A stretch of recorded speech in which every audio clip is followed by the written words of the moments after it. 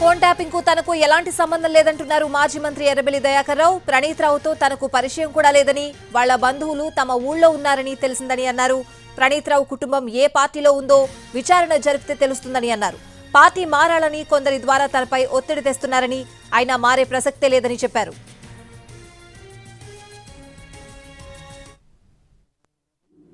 ఆ ప్రణీత్ రావు ఎవరో కూడా తెలియదు. ఎంక్వైరీ చేయమంటున్నాం కదా. ఇప్పుడు మనం ఒక్క నిమిషం మీరు ఏనండి. ప్రణీత్ రావు మా ఊళ్ళో బంధువు, వాళ్ళ నాయనమ్మో అమ్మమ్మో వాళ్ళ అమ్మమ్మ ఊరటది. ఆయన ఊరు వేరు. ఆయన మాకు తెలవం కూడా తెలియదు. వాస్తవంగా నాకు పరిచయం కూడా లేదు ఆయన. ఆయన ఏం చేసిండనేది వాళ్ళ ఎంక్వైరీలో తెలుస్తుంది. ఇప్పుడు మాకైతే అందులో ఏ పొజిషన్లో ఎలా సంబంధం కూడా లేదు. ఆయన రామారావు వీళ్ళ కుటుంబం కూడా ఏ పార్టీ అనేది కూడా ఎంక్వైరీ చేయండి. నేను 30 ఏళ్ళ నుంచి వర్ధనపేట ఎమ్మెల్యేగా ఉన్నా.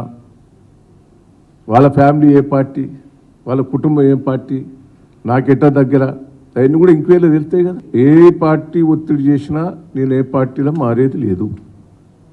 దాంట్లో అయితే